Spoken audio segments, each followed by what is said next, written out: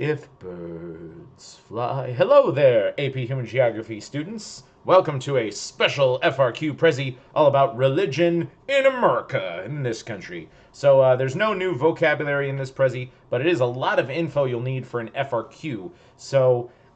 Yeah, I know that my color coding system isn't going to really align to this presentation, but it's not the end of the world. It's still stuff you should know for understanding religion in America. So here's a map showing religion in America. As you can see, there's purple, gray, orange, green, and red. So there's kind of like 5 major religions. I'm going to tell you they're all a version of Christianity. So we're gonna cut up Christianity into at least 5 pieces. But then there are some other kind of random colors, and that's all the other religions that are out there. And I'll hit on those pretty briefly too. So having a good idea of where these religions are located is going to be very helpful for the next FRQ we'll all write together. All right, moving on.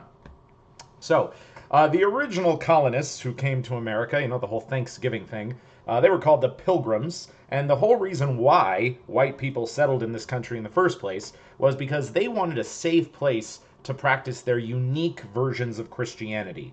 And I think just about every colony in the New World had a slightly different version of Christianity. They believed in different aspects of the best way to worship Jesus, about how much of your time, how much of your connection to God should there be. So this creation of these 13 colonies that all had a unique religious heritage really was accommodated into U.S. law with our Bill of Rights. The first right being freedom of religion and freedom of speech, so you can sort of say whatever you want to believe in God. You can worship whatever kind of God you want, and that has been a huge part of the American legal system. So it's all about you doing you in this country, and that's that legacy from the Pilgrims on has really formulated the way we do religion in America. So it's important just to know that from the beginning. All right, yeah, the Bill of Rights is pretty good, and these people, yeah, we found America. It's Jesus land now.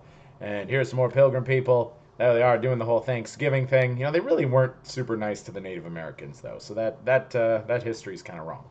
Okay, so many of the first groups who especially arrived in the southern states, they sort of became collectively known as the Baptists.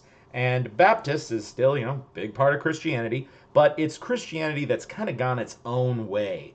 They're definitely not Catholics, okay? Never ever talk to a Baptist and be like, hey, you like the Pope, right? They'll be like, shut up, and they'll hate you. Yeah, they believe in a special version of Christianity where the way to constantly sort of redeem your soul and constantly prove your worth to Jesus is you got to get dunked in water multiple times a year to clean your sins in a holy rite called baptism. And baptism is something that other Christian groups do too, but typically you just sort of do it once in your life and you're good. But Baptists believe it's kind of you kind of got to keep refreshing the sin off of you and cleansing your soul. What's happened in more recent years is Baptist ministers often have these stadium-sized churches. There's a couple of these giant churches here in Las Vegas, actually. And very popular preachers are known as evangelical preachers. They evangelize their audiences. They usually do performance prayer. They kind of make church a really engaging experience. Usually there's singing, there's dancing. They got like rock bands in there sometimes. And it really began in the southern states, and it spread contagiously from there. But you will find Baptists and evangelicals all over the United States, but it's definitely a thing mostly in the southern states. And I think it's also a pretty big thing in the African American community. Martin Luther King Jr. was a Baptist preacher, so it's definitely a big part of African American culture as well in this country. All right, so let's learn more about the Baptists. So here's where you'll find a whole lot of baptism in the southern United States, and surprisingly enough, a lot of people in Nevada too. So that's something you'll find around here. Cool. And then, yep, here's some people doing a mass baptism. So all these people are about to get dunked in the river to cleanse their sin away. Here's some priests. Usually they do a little prayer and then they dunk you underwater. Here's Joel Osteen, very famous Baptist minister. He bought out a former sports stadium, and that's where he preaches in Houston every Sunday. So that's pretty epic. They are doing the singing thing, and here's people dancing at church. That's what baptism's all about. Okay, so about 200 years ago, all the major religious groups in the USA were called Protestant forms of Christianity. They included Methodists and Lutherans, and these Protestants, they settled mostly in the northern United States, and it's because their climate was very similar to their home country of Germany. So these Methodists and Lutherans, they kind of have a lot of German heritage stuff going on. And I know a whole lot about the Lutheran faith. My ancestors were Lutheran.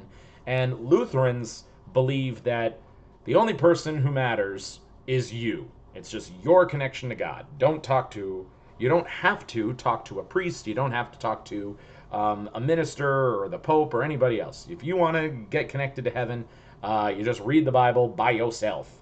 And if you want to show up to church, go ahead. Methodists, what do I want to say about Methodists?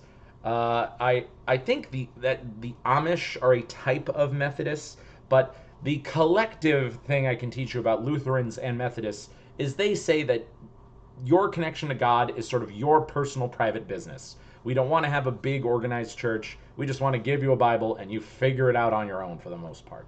So collectively, those are Methodists and Lutherans. All right. This is the symbol of the Lutheran faith. Here's some Lutheran preachers. So you can see like that guy's not even wearing any like priest clothes. He's just wearing a normal suit and a bow tie. And this is where you'll find a lot of Methodists in this country. So it looks like especially Nebraska, Kansas, Oklahoma. So sort of the center United States. And then Lutherans, you basically only find them in Minnesota, North Dakota, and South Dakota there. I know that my family ancestors, I think, were from Illinois. So there's not a lot of them in Illinois, but this is definitely kind of the hearth of the Lutheran faith in the United States. And it's because there were a whole lot of German immigrants there. All right. And then, immigration by countries. Of course, Germany, big winner there. Makes sense. A lot of Germans bring Lutheran over. Okay, and as the USA grew over the years, if you ever take an American history class, you'll learn that when America was a young country, we generally hated Catholics. We saw them as the corrupted original version of Christianity, and all our new versions of Christianity were like the better versions. But Catholic Christians is still the vast majority of Christians on planet Earth today, and as our country has gone on over history, more and more Catholics have moved over here. And the big Catholic groups are Irish and Italians. And I implied to you all that my mother is from a Lutheran background, while my father is Catholic Irish. So there's sort of this religious civil war occurring in my family tree. Catholicism is sort of considered the original version of Christianity, and you will find Catholics. Really, you'll find them just about everywhere in the United States today, but especially along the border with Mexico, because Mexico is like a 100% Catholic country. Also pretty close to the lands of the Quebecois, because the Quebecois were Catholic French. Catholics are just everywhere. I always say mostly on the East Coast, they're the largest religious group in the United States. So even though this country was founded on sort of doing your own thing with Christianity, the Catholics caught up with us, and they're now the biggest in the bunch. All right, so let's check it out. So Irish immigrating to America, bringing the Catholic faith with them. Here they are seeing the Statue of Liberty, Catholic America. Hey, there it is. And then boom, this is where you'll find so many Catholics. So especially in places that are largely Latino along the border, but then there's a good amount in northern the United States too. And here they are preaching it up. Oh, and you'll see that there's a whole lot of Irish Americans that live in Massachusetts, New York City, and New Jersey, so that's why there's so many Catholics there. And then also Louisiana used to be a French colony, and the French were all about Catholicism as well, so that's kind of the legacy there. And you look at Puerto Rico, 100% Catholic. Oh goodness. Here they are doing the Catholic thing, and there's Pope Francis. I'd love to just give Pope Francis a high five.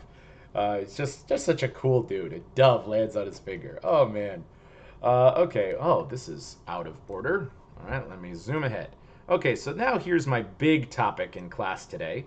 There's one more really big version of Christianity that exists in America, and it's a pretty important religion to know, and it relates to American history directly. So something rather unique happened about 200 years ago in the 1800s.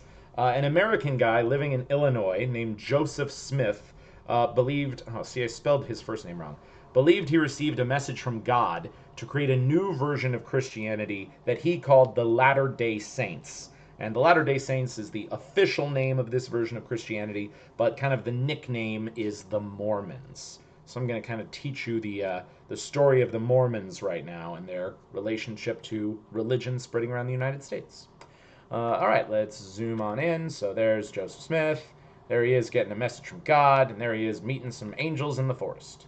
Okay, so Mormons, how are they different from the rest of Christians? They believe in a third book of the Bible, and it illustrates how Jesus lived in America, so it's got this big old American connection, and that the Native Americans were a lost tribe of God. His religion originally believed that men could have multiple wives and black people were the seed of Cain. But both of those beliefs have since been changed today by mainstream Mormons. Sadly, there's some really hardcore Mormons that say, like, we got to follow the original version of the religion. And this guy, I think his name is William Jeffs.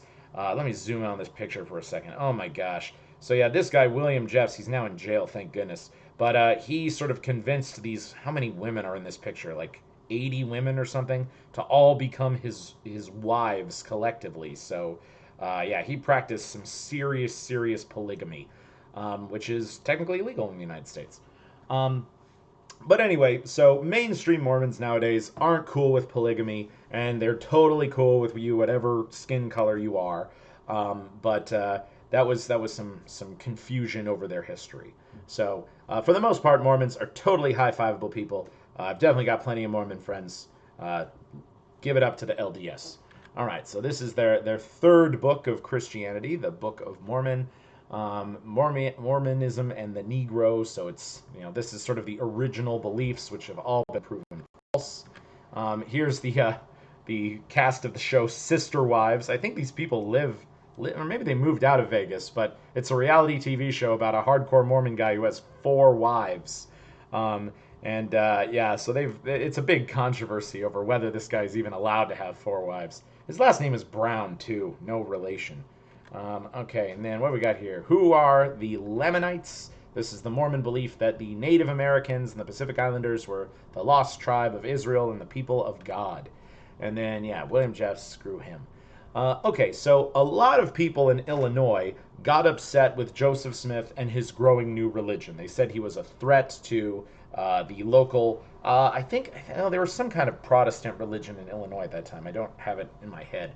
But anyway, Joseph Smith really pissed off a lot of people, and they were like, Joseph Smith, stop talking about your religion. Joseph Smith, your religion's super weird. You can't marry multiple women. That's messed up.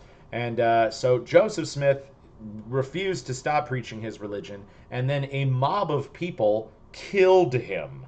Definitely didn't work out well for this guy for creating a new religion in Illinois. So here's some pictures of Joseph Smith getting shot at. The mob finds him, and they shoot him as he falls out of a window. It's pretty rough stuff. American history, kids. Okay, well, the story isn't over there, though. So Joseph Smith's second in command, a dude named Brigham Young, really a bunch of famous stuff is named after Brigham Young, he took over the Mormon church. He kept it going, and he realized it wasn't safe for the Mormons to live in Illinois anymore. I mean, they just murdered their leader. So Joseph Smith kind of organized all the Mormons in Illinois and said, let's move out west to a land where people won't mess with us anymore. And they talked it over with the federal government, and the federal government's like, hey, there's this land in kind of the middle of Western America. Not a whole lot's happening there. Almost no one lives there. Do you Mormons want it? And they're like, well, take it. So they moved out to Utah, and they established a big city at Salt Lake about 150 years ago. And since then, the Mormons have been very successful. They've been improving their religion. They've been drawing people to Utah. And it is the contagious hearth of the Mormon faith. And if you ever met anyone from Utah, there's a pretty good chance they're LDS. And they're good, top tier people. So thumbs up to the LDS out there. I'm proud of you guys. You kept your religion going. You didn't quit. You took it in the face of adversity. So here's the Mormons packing it up. It's sort of like they're going on the Oregon Trail, but they're heading to Utah. Here they are setting up camp in Utah. There's Brigham Young. And then there's the big Mormon temple in Salt Lake City. So this is kind of the central building of their faith. And that's what it looks like on the inside. It's super fancy. And yeah, you can see here that the Mormon faith in the United States as of the year 2000, it's definitely all about the state of Utah. But it is contagiously diffusing outwards. Looks like it's definitely making some roads in Idaho and then also Nevada and what is that, Wyoming. So yeah, the Mormon faith will probably continue to contagiously diffuse outwards. But as you can see, there are counties that have, some Mormons in them all over the United States as well. So what up? What up, my LDS people? Okay, so over time, many other new religions have continued to move to the USA. We can't say it's just Christians.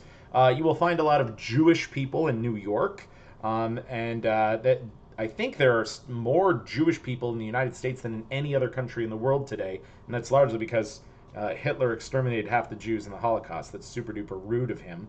But Jewish people, high five to you. Best friend growing up was a Jewish kid. You'll find a lot of Hindus in Arizona, kind of random. But yeah, I remember when I went to Phoenix, Arizona, I just saw these like Indian restaurants and I saw some like Hindu people. I'm like, what up? You'll find a lot of Buddhists in California. One of my best friends from high school, he's about to marry a Buddhist girl. And I went over to her house a couple times, saw some like Buddhist shrines and stuff. I was like, that's cool. You'll find a lot of Muslims in the Midwest, especially in the state of Michigan. I think the city of Dearborn, Michigan, is like really known for its large Muslim community. California, well, California has just about everything.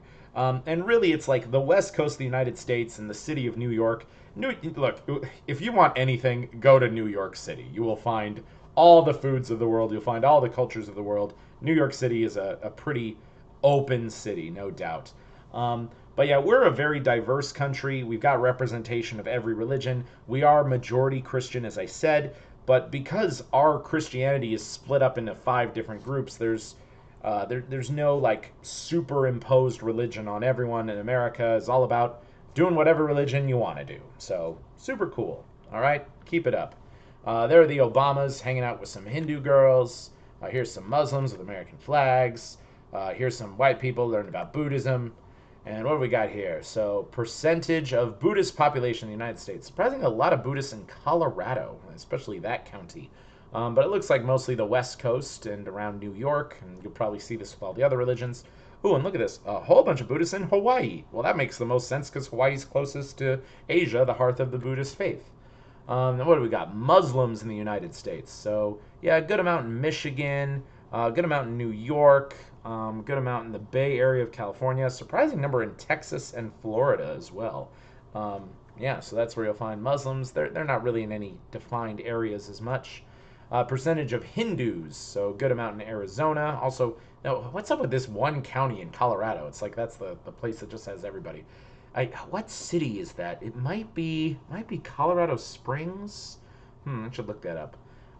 And then yeah, a whole bunch of Hindus around New York. New York has everything. And here's the Jewish population in the United States, and the most of them are around New York. A lot in Florida, a lot in California, and surprising amount in Arizona. And hey, there's a good amount of Jewish people here in Las Vegas. What up? So, all right, cool. That's it for religion in the United States. Peace out.